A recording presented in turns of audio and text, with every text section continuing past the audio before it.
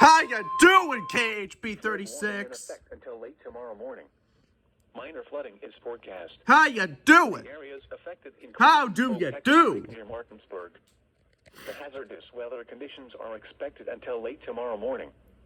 Impacts at 11.0 feet. Water begins to cover backyards of homes on Bowers Road, County Road 1/1. Dang. Douglas Grove Road, County Road 9/16 is flooded and impassable. Jeez. Water also approaches Golf Course Road, County Road 36 and Grapevine Road, County Road 9/14.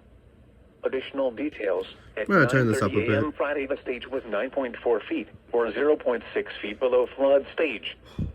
Forecast. The river is expected to rise above flood stage late this morning to a crest of 11.0 feet this evening. Dang. It will then fall below flood stage late tonight. Flood stage is 10.0 feet. Flood history. This crest compares to a previous crest of 11.0 feet on December 27, 1973. Wow. http://www weather. Governor/safety flood.